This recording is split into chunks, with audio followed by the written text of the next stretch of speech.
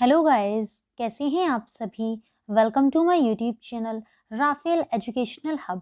Friends, मैं आप सभी के लिए सीडीपी की तैयारी करा रही थी और आज मैं आपके लिए सीडीपी की क्लास 8 लेकर आई हूँ।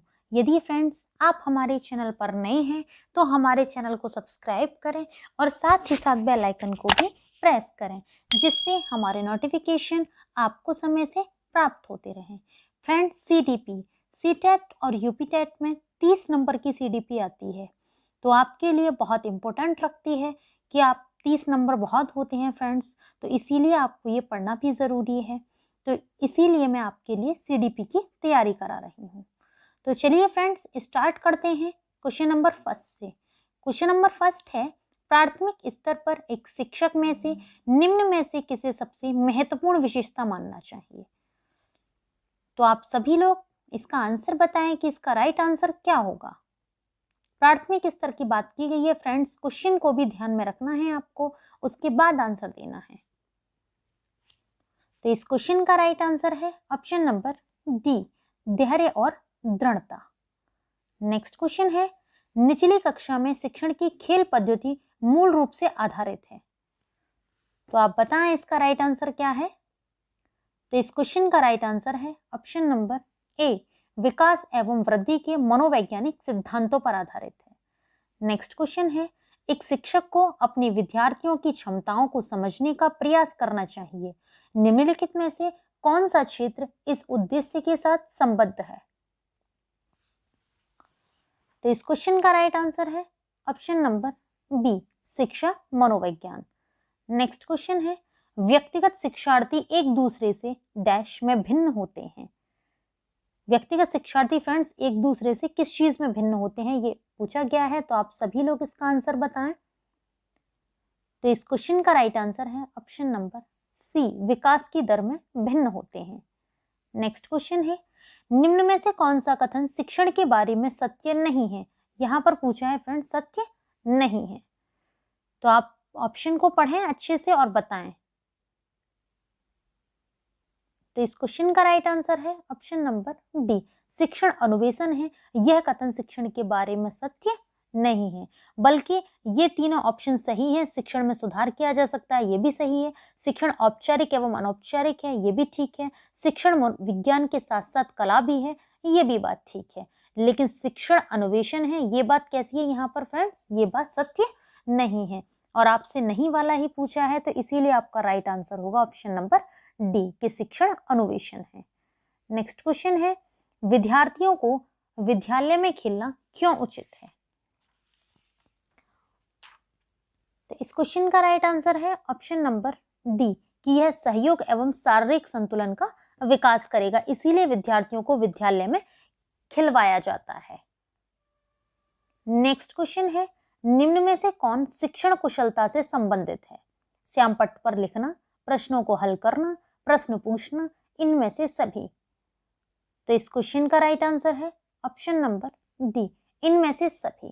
क्योंकि फ्रेंड्स यहाँ पर शिक्षण कुशलता पूछिए कि हम शिक्षण को कुशल कैसे बना सकते हैं, शिक्षण में कुशलता कैसे प्राप्त कर सकते हैं। तो फ्रेंड्स, यदि हम बच्चों से श्यामपट्ट पर लिखवाएंगे तो बच्चे शिक्षण में कुशलता प्राप्त करेंगे। यदि हम बच्चों से प्रश्न पूछेंगे तो भी वो करेंगे, और प्रश्न को हल करने के लिए कहेंगे, जैसे हमने कोई प्रश्न दिया बच्चों के लिए, फिर हमने बच्चों से बोला कि आप ये हल करें, तो क्या होगा, इससे शिक्षण में कुशलता बढ़ेगी। इसीलिए यहाँ पर ये सभी ऑप्शन सही है। नेक्स्ट क्वेश्चन है, शिक्षा की किंडरगार्टन पद्धति का प्रतिपादन किया। टीपी नंदन ने, सेंसर ने, फ्रॉबेल ने, मॉन्टेसरी ने। तो इस क्वेश्चन का राइट आंसर है ऑप्शन नंबर सी, फ्रॉबेल ने किंडरगार्टन पद्धति का प्रतिपादन किया। फ्रेंड्स, ये क्वेश्चन यूपीटेट में कई बार पूछा भी जा चुका है, इसीलिए ये क्वेश्चन आपके लिए इंपोर्टेंट है। नेक्स्ट क्वेश्चन है, शिक्षण का सत्तावादी स्तर है। शिक्षक केंद्रित, छात्र केंद्रित, प्रधानाध्यापक केंद्रित, अनुभव केंद्रित। तो इस क्वेश्चन का राइट आंसर है ऑप्शन नंबर बी, छात्र केंद्रित। शिक्षण का सत्तावादी स्तर क्या है, छात्र केंद्रित। पहले क्या था फ्रेंड्स, शिक्षण कि शिक्षक केंद्रित होता था, जैसे शिक्षक को मन करेगा वो वैसे पढ़ाएगा, जिस विधि से उसे अच्छा लगेगा वैसे पढ़ाएगा। लेकिन आज के टाइम में, वर्तमान टाइम की बात करें, आधुनिक समय की बात करें, तो शिक्षण कैसा हो गया है, छात्र केंद्रित हो गया है। मतलब उसमें मेन मुख्य केंद्र जो होता है वो बालक होता है। नेक्स्ट क्वेश्चन है, अपने विद्यार्थियों को समझने के लिए एक शिक्षक में अच्छी जानकारी होनी चाहिए। बाल मनोविज्ञान की, बच्चों को समझने की प्रवृत्ति की, विषय वस्तु के प्रति विद्यार्थियों के मत की, उपर्युक्त सभी की। तो इस क्वेश्चन का राइट आंसर है ऑप्शन नंबर ए, बाल मनोविज्ञान की। नेक्स्ट क्वेश्चन है, बुनियादी स्तर का मातृभाषा में शिक्षा देना बेहतर है, क्योंकि यह। फ्रेंड्स, बुनियादी स्तर पर जब हम शिक्षा देते हैं बच्चों को तो मातृभाषा में देना उचित समझते हैं, क्यों, ये यहाँ पर आपसे पूछा है, तो आप इस क्वेश्चन का राइट आंसर बताएं। इस क्वेश्चन का राइट आंसर है ऑप्शन नंबर डी, कि प्राकृतिक वातावरण में बच्चों को सीखने में सहायता करेगा। फ्रेंड्स, आप सभी ने देखा होगा कि जब बच्चे छोटे होते हैं तो उन्हें क्या होता है कि जब वो बुनियादी स्तर पे होते हैं तो उन्हें शिक्षा का जो माध्यम रखा जाता है वो मातृभाषा रखा जाता है। मातृभाषा से मतलब है फ्रेंड्स माता की भाषा, जैसा हमारी माता बोलती हैं, जैसा हमारे परिवार में बोला जाता है, उसी को हम माध्यम बनाकर बच्चों को बुनियादी स्तर पर शिक्षा देते हैं। क्यों देते हैं, कि पहला इसका रीज़न ये है कि फ्रेंड्स बच्चे मातृभाषा से जल्दी सीखते हैं। दूसरा, यहाँ पर आपका आंसर दिया था कि प्राकृतिक वातावरण में बच्चों को सीखने में सहायता करेगा, कि यदि जो बच्चे वातावरण से, प्राकृतिक वातावरण में बच्चे रहते हैं, घर है, पड़ोस है, खेल का मैदान है, इसमें जब बच्चे रहते हैं तो क्या होता है कि वो उनको सीखने में आसानी से सीख जाते हैं, कोई कठिनाई नहीं होती है। इसीलिए बच्चों को बुनियादी स्तर पर शिक्षा का माध्यम मातृभाषा रखा जाता है और मातृभाषा में ही शिक्षा देना बेहतर समझा जाता है। नेक्स्ट क्वेश्चन है, एक कक्षा में व्यक्तिगत भिन्नताओं के क्षेत्र हो सकते हैं, रुचियों के, सीखने के, चरित्र के, उपरोक्त सभी के। तो इस क्वेश्चन का राइट आंसर है ऑप्शन नंबर डी, उपरोक्त सभी के। व्यक्तिगत विभिन्नताओं मतलब एक व्यक्तिगत विभिन्नताओं की बात की गई है। तो फ्रेंड्स, अगर व्यक्तिगत विभिन्नताओं की बात करें तो रुचियों में भी विभिन्नताएं हो सकती हैं, सीखने में भी हो सकती हैं, चरित्र में भी हो सकती हैं। इसीलिए यहाँ पर आपका option number D is the right answer है, उपरोक्त सभी।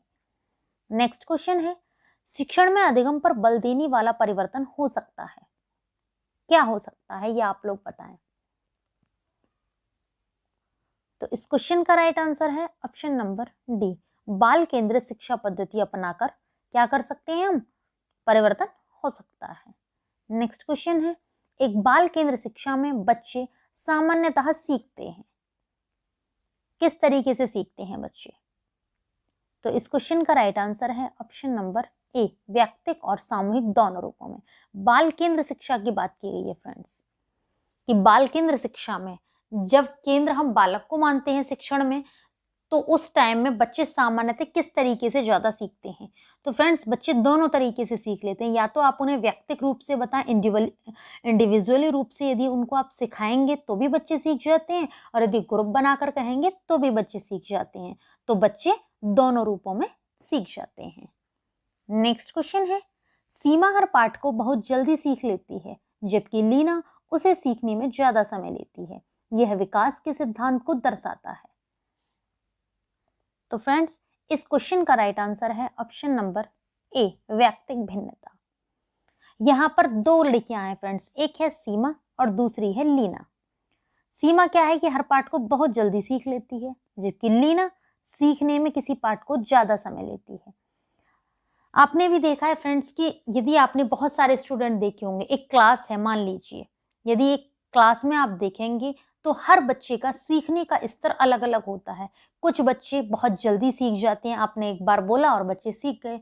कुछ बच्चे आपने एक दो बार, दो तीन बार बोला तब वो सीख पाते हैं। लेकिन कुछ बच्चे ऐसे भी होते हैं जिन्हें आपको कई बार प्रयास कराना पड़ता है, बार बार पुनरावृत्ति करवानी पड़ती है, किसी चीज़ को दोहराना पड़ता है, तब वो बच्चे सीख पाते हैं। तो फ्रेंड्स, सब बच्चों का सीखने का स्तर अलग अलग होता है।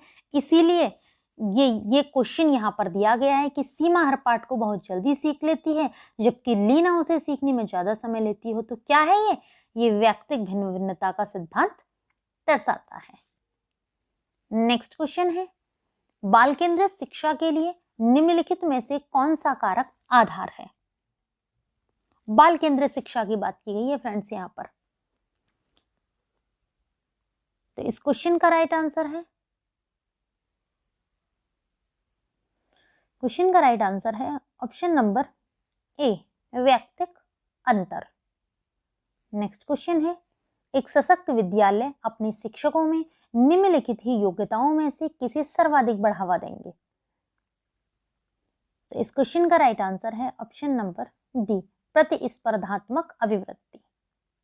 नेक्स्ट क्वेश्चन है, विद्यार्थियों के पोर्टफोलियो के लिए सामग्री का चयन करते समय डैश का डैश जरूर होना चाहिए। तो यहाँ पर आपका राइट आंसर है ऑप्शन नंबर डी, कि विद्यार्थियों के पोर्टफोलियो के लिए सामग्री का चयन करते समय विद्यार्थियों का समावेशन जरूर होना चाहिए। नेक्स्ट क्वेश्चन है, निम्नलिखित में से कौन सा सिद्धांत पाठ्य योजना में शामिल नहीं है। शिक्षार्थियों का ज्ञान, उद्देश्य की स्पष्टता, शिक्षण का ज्ञान, योजना की दृढ़ता। तो इस क्वेश्चन का राइट आंसर है ऑप्शन नंबर डी, योजना की दृढ़ता। यह सिद्धांत पाठ्य योजना में शामिल नहीं है। नेक्स्ट क्वेश्चन है, जॉन डीवी द्वारा समर्थित लैब विद्यालय के उदाहरण हैं।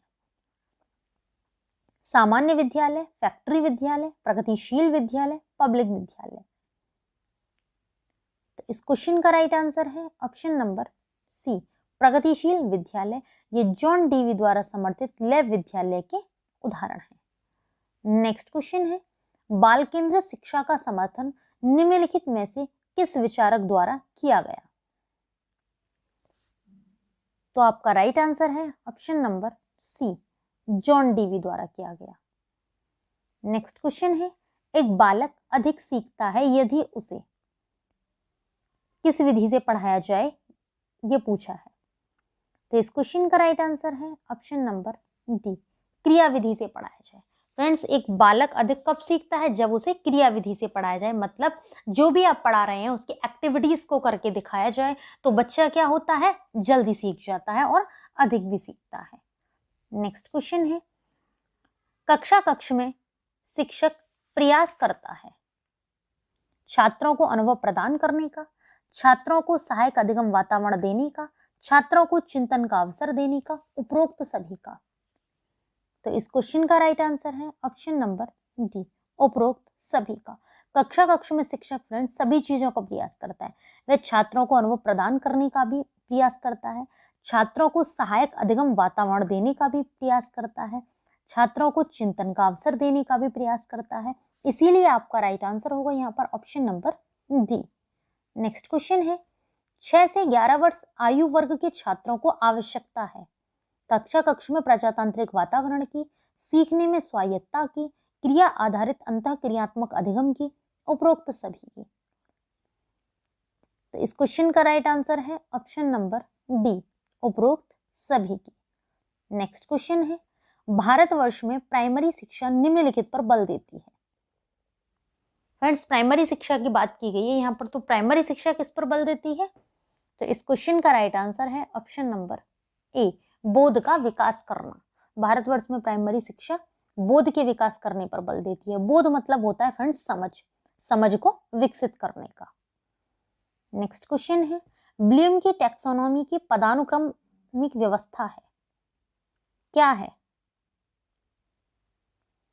तो इस क्वेश्चन का राइट आंसर है ऑप्शन नंबर डी, संज्ञानात्मक उद्देश्यों की। नेक्स्ट क्वेश्चन है, 14 वर्षीय देविका अपने आप में पृथक स्वनियंत्रित व्यक्ति की भावना को विकसित करने का प्रयास कर रही है, वह विकास कर रही है। तो इस क्वेश्चन का राइट आंसर है ऑप्शन नंबर बी, वह किसका विकास कर रही है, तो वह स्वायत्ता का विकास कर रही है। नेक्स्ट क्वेश्चन है, निम्नलिखित में से कौन सा विकासात्मक विकार का उदाहरण नहीं है। तो इस क्वेश्चन का राइट आंसर है ऑप्शन नंबर सी, पर अभिघातज तनाव। ये क्या है, विकासात्मक विकार का उदाहरण नहीं है। नेक्स्ट क्वेश्चन है, एक बच्चा अपनी मातृभाषा सीख रहा है, वह दूसरा बच्चा वही भाषा द्वितीय भाषा के रूप में सीख रहा है। दोनों में निम्नलिखित में से कौन सी समान प्रकार की त्रुटि कर सकते हैं। तो इस क्वेश्चन का राइट आंसर है ऑप्शन नंबर सी, दोनों विकासात्मक प्रकार की त्रुटि कर सकते हैं। नेक्स्ट क्वेश्चन है, एक शिक्षक को कक्षा में कार्य करना चाहिए। तो इस क्वेश्चन का राइट आंसर है ऑप्शन नंबर सी, प्रजातांत्रिक भूमिका के रूप में कार्य करना चाहिए। फ्रेंड्स, आप सभी को हमारा वीडियो कैसा लग रहा है हमें नीचे कमेंट बॉक्स में कमेंट करके ज़रूर बताएं। यदि आप सभी को हमारा वीडियो अच्छा लग रहा है, यूज़फुल लग रहा है, तो हमारे वीडियो को लाइक करें और ज़्यादा से ज़्यादा लोगों में शेयर भी करें। फ्रेंड्स, यदि आपने CDP की प्रीवियस क्लास नहीं देखी है तो आप हमारे आई बटन पर क्लिक करके CDP की प्रीवियस क्लास देख सकते हैं। CDP फ्रेंड्स आपके लिए यूपीटेट और सीटेट की एग्जाम की दृष्टि से बेहद महत्वपूर्ण है। नेक्स्ट क्वेश्चन है, एक सजीव कक्षा स्थिति में निम्नलिखित में से सबसे अधिक संभावित है। तो इस क्वेश्चन का राइट आंसर है ऑप्शन नंबर सी, शिक्षक छात्र वार्ता। ये क्या है, सबसे अधिक संभावित है। नेक्स्ट क्वेश्चन है, व्यक्तिगत विभिन्नताओं का क्षेत्र है, लिंग भेद, शारीरिक रचना, मानसिक योग्यताएं, ये सभी। तो इस क्वेश्चन का राइट आंसर है ऑप्शन नंबर डी, ये सभी।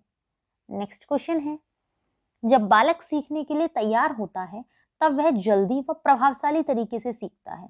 यह सिद्धांत प्रतिपादित किया गया है। तो इस क्वेश्चन का राइट आंसर है ऑप्शन नंबर ए, थॉर्नडाइक द्वारा। फ्रेंड्स, यह सिद्धांत थॉर्नडाइक द्वारा प्रतिपादित किया गया है। थॉर्नडाइक का मानना है कि जब बालक सीखने के लिए तैयार हो जाता है तब क्या होता है कि बालक जल्दी व प्रभावशाली तरीके से सीखता है। यदि जैसे आप फ्रेंड बच्चों को पढ़ा रहे हैं, ठीक है, बच्चों को यदि उनका मन नहीं है तो वो ना तो अच्छे से सीखेंगे उन्हें, ना ही वो प्रभावशाली तरीके से सीखेंगे, या आप जो बता रहे हैं उनका उन पे कोई असर नहीं पड़ेगा यदि बच्चे का पढ़ने में मन नहीं है तो थॉर्नडाइक ने यही बात यहाँ पर बोली है कि जब बालक सीखने के लिए तैयार होता है तो वह जल्दी और प्रभावशाली तरीके से सीखता है। नेक्स्ट क्वेश्चन है, आपके अनुसार शिक्षण है एक प्रक्रिया, एक कला, एक कौशल। तो इस क्वेश्चन का राइट आंसर है ऑप्शन नंबर डी, बी और सी। शिक्षण क्या है फ्रेंड्स, एक कला भी है और एक कौशल भी है। नेक्स्ट क्वेश्चन है, फ्रॉबेल ने निम्न में से किस खेल पर प्रमुख बल दिया? गेंद का खेल, ब्लॉक का खेल, आकृतियों का खेल, यह सभी। तो इस क्वेश्चन का राइट आंसर है ऑप्शन नंबर ए, गेंद का खेल। फ्रॉबेल ने गेंद के खेल पर सबसे प्रमुख बल दिया। नेक्स्ट क्वेश्चन है, प्रयोगात्मक विधि को सर्वप्रथम प्रस्तावित किया, किसने किया? तो इस क्वेश्चन का राइट आंसर है option number C, William Wundt ने प्रयोगात्मक विधि को सर्वप्रथम प्रस्तावित किया। नेक्स्ट क्वेश्चन है, एक शिक्षक की सबसे महत्वपूर्ण चुनौती है। तो इस क्वेश्चन का राइट आंसर है ऑप्शन नंबर बी, शिक्षण अधिगम प्रक्रिया को आनंदप्रद बनाना। ये क्या है? ये शिक्षक की सबसे महत्वपूर्ण चुनौती है। नेक्स्ट है, एक प्रभावी शिक्षक वह है जो कर सकता है। तो इस क्वेश्चन का राइट आंसर है ऑप्शन नंबर सी, विद्यार्थियों को सीखने के लिए अभिप्रेरित करना। फ्रेंड्स, प्रभावी शिक्षक कौन माना जाता है? तो प्रभावी शिक्षक फ्रेंड्स ये है जो विद्यार्थियों को सीखने के लिए अभिप्रेरित करे, मोटिवेट करे, वो क्या है? वो एक प्रभावी शिक्षक है। नेक्स्ट क्वेश्चन है, निम्न में से कौन सा मत अंतर्दृष्टि द्वारा सीखने की व्याख्या करता है? तो इस क्वेश्चन का राइट आंसर है ऑप्शन नंबर डी, गेस्टाल्टवाद। फ्रेंड्स, अंतर्दृष्टि द्वारा सीखने की व्याख्या करता है, कौन सा मत करता है? तो गेस्टाल्टवाद करता है।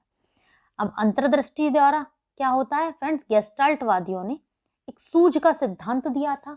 इन्होंने जो अपना प्रयोग किया था वो चिंपैंजी पर किया था। गेस्टाल्टवादियों ने इन्होंने क्या किया कि एक पिंजरे में एक कमरे में फ्रेंड्स इन्होंने चिंपैंजी को बंद किया और उसमें इन्होंने कुछ केले क्या किया, छत पे लटका दिए और कमरे में बॉक्स डाल दिए थे कुछ अलग अलग।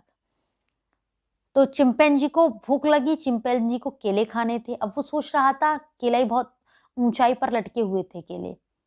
अब चिंपैंजी सोचता है कि मैं इनको कैसे खाऊं। तो चिंपैंजी देखता है रूम में, अंदर बाहर वो जा नहीं सकता था क्योंकि बाहर से रूम लॉक था। तो उसने क्या सोचा, चिंपैंजी ने जो बॉक्स पड़े हुए थे रूम में, उसने क्या किया कि बॉक्स के ऊपर बॉक्स रख के एक इस ऊंचाई तक पहुंच गया वो कि उसने केलों को प्राप्त कर लिया। तो ये क्या हुआ, ये उन्होंने क्या कि चिंपैंजी ने क्या किया, सूझ, अपनी सूझ से ही तो ये काम किया। तो इसीलिए गेस्टाल्टवादियों ने सूझ का सिद्धांत दिया या अंतर्दृष्टि का सिद्धांत दिया, और गेस्टाल्टवादियों ने प्रयोग किस पर किया, तो चिंपैंजी पर किया। फ्रेंड्स, इस टाइप के क्वेश्चन यूपी टेट में काफ़ी पूछे जाते हैं, इसीलिए आप जितने भी सिद्धांत हैं, जैसे सूझ का सिद्धांत है, अंतर्दृष्टि का सिद्धांत, ये दोनों एक ही हैं, और आपका पावलव का सिद्धांत भी है, एक थांडाइक का सिद्धांत है, और आपके हैं फ्राइड का सिद्धांत है, एरिक्सन का सिद्धांत है। तो इन सिद्धांतों से आपसे यूपी टेट में क्वेश्चन हमेशा पूछता है, इसीलिए आप इन सभी सिद्धांतों को अच्छे से तैयार कर लें। नेक्स्ट क्वेश्चन है, बाल मनोविज्ञान के आधार पर कौन सा कथन सर्वोत्तम है? सबसे उत्तम कथन कौन सा है बाल मनोविज्ञान के आधार पर? तो इस क्वेश्चन का राइट आंसर है ऑप्शन नंबर डी, कि प्रत्येक बच्चा विशिष्ट होता है। ये क्या है, ये कथन यहाँ पर सर्वोत्तम है, किसके आधार पर, बाल मनोवैज्ञानिक के आधार पर। नेक्स्ट क्वेश्चन है, बाल मनोविज्ञान का केंद्र बिंदु है, तो केंद्र बिंदु कौन है? तो इस क्वेश्चन का राइट आंसर है ऑप्शन नंबर बी, बालक। नेक्स्ट क्वेश्चन है, प्राथमिक स्तर पर मूल्यों की शिक्षा देने की सर्वोत्तम विधि है। मूल्यों के महत्व को बताना, मूल्यों के पालन न करने पर उन्हें दंडित करना, अध्यापक के व्यवहार में मूल्य स्थापन, उपरोक्त सभी। तो इस क्वेश्चन का राइट आंसर है ऑप्शन नंबर सी, कि अध्यापक के व्यवहार में मूल्य स्थापन। नेक्स्ट क्वेश्चन है, मूल्यों के वर्गीकरण में सम्मिलित नहीं है, क्या सम्मिलित नहीं है?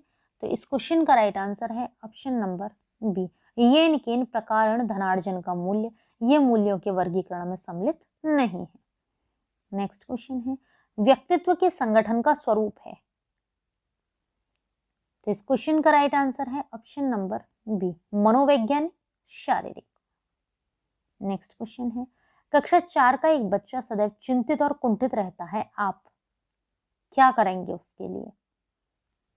तो इस क्वेश्चन का राइट आंसर है ऑप्शन नंबर सी, स्वयं परामर्शदाता की भूमिका का निर्वाह करेंगे। नेक्स्ट क्वेश्चन है, निम्नलिखित में से कौन सी दशा या दशाएं ध्यान को आकर्षित करने की आंतरिक दशा नहीं है? उद्दीपन की स्थिति, आवश्यकता, ए या बी, ए और बी दोनों। तो इस क्वेश्चन का राइट आंसर है ऑप्शन नंबर ए, उद्दीपन की स्थिति। नेक्स्ट क्वेश्चन है, प्रकृति पोषण विवाद निम्नलिखित में से किससे संबंधित है? तो इस क्वेश्चन का राइट आंसर है ऑप्शन नंबर ए, आनुवंशिकी एवं वातावरण से संबंधित है। नेक्स्ट क्वेश्चन है, ध्वनि संबंधी जागरूकता निम्नलिखित में से किस क्षमता से संबंधित है? तो यहां पर आपका राइट आंसर है ऑप्शन नंबर ए, ध्वनि संरचना पर चिंतन करना व उसमें हेरफेर करना। नेक्स्ट क्वेश्चन है, निम्न में से कौन सा सीखने की एक शैली का उदाहरण है? तो इस क्वेश्चन का राइट आंसर है ऑप्शन नंबर ए, चाक्षुष। नेक्स्ट क्वेश्चन है, और आज की वीडियो का लास्ट क्वेश्चन भी है, हम सभी अपनी बुद्धि, प्रेरणा, अभिरुचि आदि के संदर्भ में भिन्न होते हैं, यह सिद्धांत संबंधित है व्यक्तिक भिन्नता से, बुद्धि के सिद्धांतों से, वंशानुक्रम से, पर्यावरण से। तो इस क्वेश्चन का राइट आंसर है ऑप्शन नंबर ए, व्यक्तिक भिन्नता से। फ्रेंड्स, आप सभी को हमारा वीडियो कैसा लगा हमें नीचे कमेंट बॉक्स में कमेंट करके ज़रूर बताएं, क्योंकि फ्रेंड्स जब आप सभी लोग अच्छे अच्छे कमेंट करते हैं तो हम मोटिवेट होते हैं और कोशिश करते हैं कि आपके लिए अच्छे से अच्छे क्वेश्चंस प्रोवाइड कराए जाए। यदि फ्रेंड्स आपकी कोई क्वेरी रहती है या क्वेश्चन में कहीं आपको डाउट लगता है तो आप उसको नीचे कमेंट बॉक्स में लिख करके पूछ सकते हैं। फ्रेंड्स, यदि आपने CDP की प्रीवियस क्लास नहीं देखी है तो नीचे डिस्क्रिप्शन में लिंक दिया हुआ है, आप हमारे दिए हुए लिंक पर क्लिक करके CDP की प्रीवियस क्लास देख सकते हैं। फ्रेंड्स, यूपी टेट और CTET में आपके 5 सब्जेक्ट होते हैं, आप सभी लोग जानते हैं, और प्रत्येक सब्जेक्ट इसमें 30 नंबर का आता है। उसी में एक सब्जेक्ट है आपका EVS, वो भी आपका 30 नंबर का आता है।